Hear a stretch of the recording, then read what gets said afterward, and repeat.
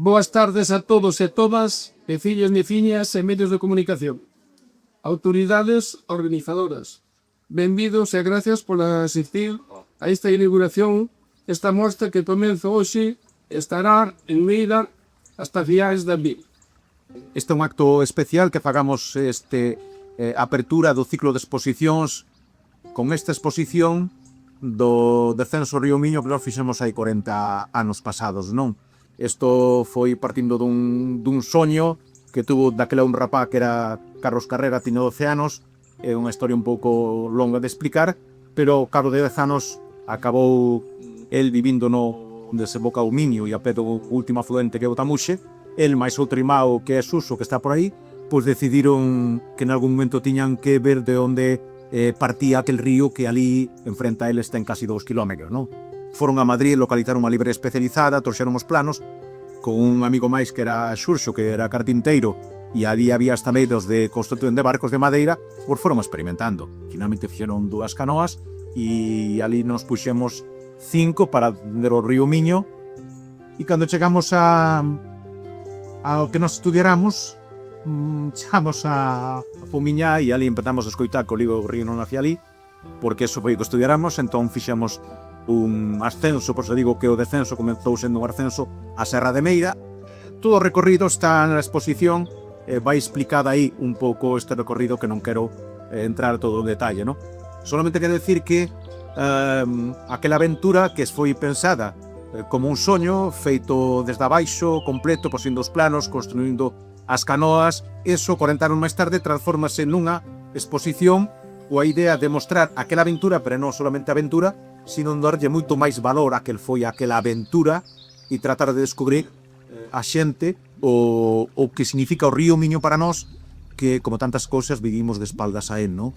Porque evidentemente é un curso que marca a xeografía de Galicia, pasa por 3 provincias, pero, en fin, si está o río, montamos unha ponte, xa non miramos por río. Vou presentar brevemente tamén os membros. Ao timo lado teño como Ibaxo Esteve, que foi a peza principal e primeira neste proxecto, nesta aventura, neste soño. Foi Carlos Carrera e Xuxo Esteve. Non é con os que empezar, eu de tuto estaba fora, e cando me cadrou e me chamaron, pois eu fixen de notario e de periodista, estudiante de periodismo, foi tomando datos de todo o que había, como para un notario, e facendo un diario. Co cal nos permitiu, pois, hoxe poder identificar, con moitas outras chamadas e consultas en documentación actual, identificar as fotografías, porque nós non íbamos facendo unha viaxe turística polo río, nós íbamos facendo unha aventura que tíamos moi asumida e interiorizada, tratar de descubrir algo máis, sin sabelo. Nós fomos os primeiros que completamos o curso completo do río Miño, e seguramente, que fomos os primeiros, posiblemente fomos os únicos, porque hai zonas de moitísimo perigo, como se verá despois aquí nas fotografías, na zona de Arbo.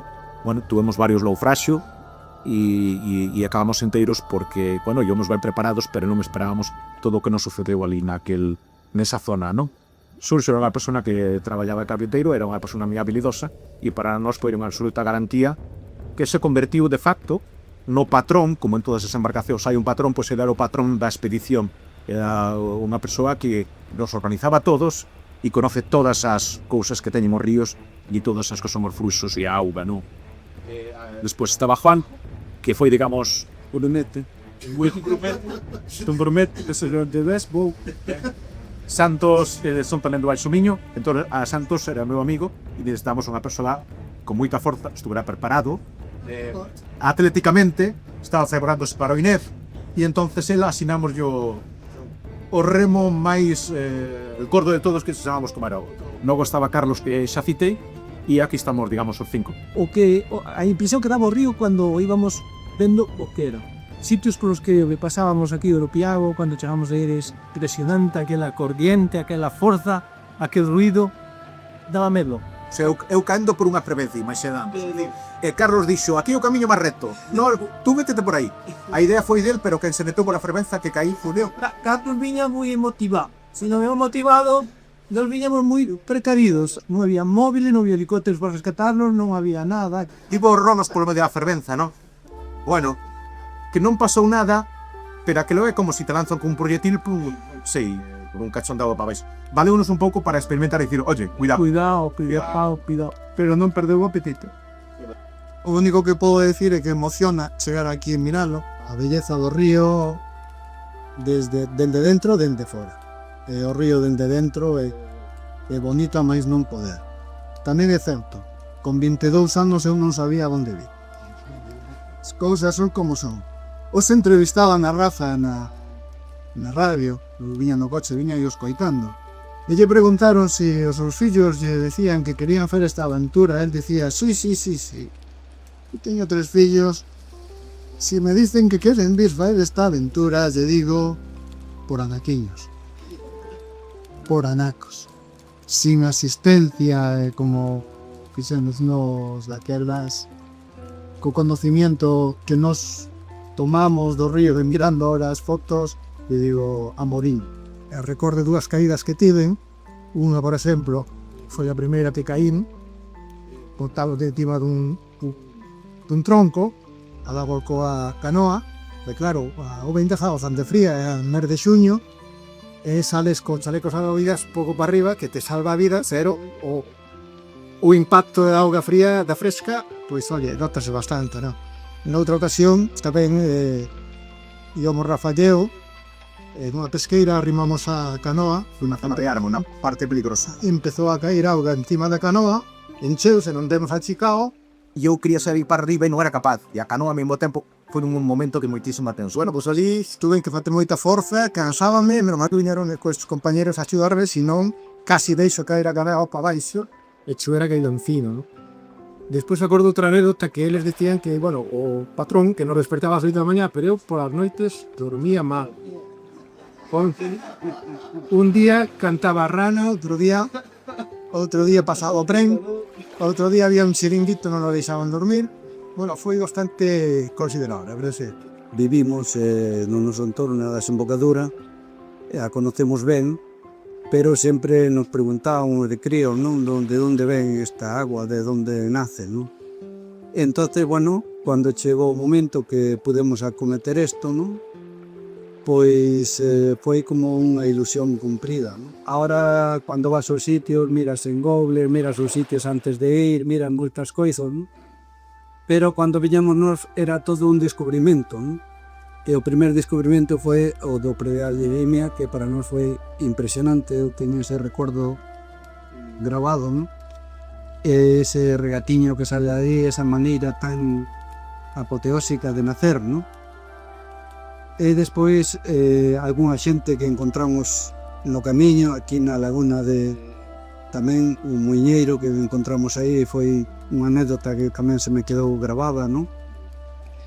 Cando o pai nos presentou o seu fillo e nos dixo aquí está o meu fillo que é un gran molinero, pois nos quedamos como desconcertados, non? Entonces empeza a tomar un pouco esa noción do que é a xente de aquí, do que viven, como viven, e o importante que é o que teñen, non? Fai un ano, cando eles viñeron cá, que eu lle propuxen isto a Rafa, a idea inicial, non? Era dicir, oye, como mínimo había que fazer unha exposición en Meira, non?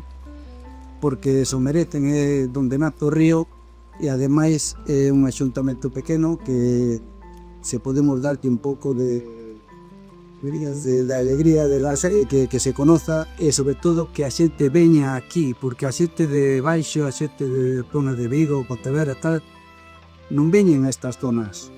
Temos unha parte de Galicia aquí desconocida que é totalmente diferente, pero é precioso. Facer que a xente tome outra conciencia do río, que tome outra conciencia dos povos que hai ao largo do río, que son preciosos. Cando nos acampamos a primeira noite, despois de visitar o Pedregal, fomos a Fomiña e ali acampamos. E había un señor que aprovechou a acampar no seu prado, ao pé da lagoa, e apartou as vacas, e entón el tiña moita curiosidade por o que eran as tendas de campaña. El somente vira as tendas de campaña na Guerra Civil. E dixo el, as tendas de campaña, e isto son seguras? E dice, Inés do Mireia. E logo outra cosa que lle chamou a atención é cando dice que é con estes barcos a onde imos? Digo, nós imos ao mar. Ao mar. Ele nunca vira ao mar tampouco, non? E dice, onde queda iso? O mar. Entón, ele estaba un pouco, digo, estáme contando algo que é mentira, non? Como van ir daqui e van chevar ao mar. Os kilómetros que haberá ao mar, non?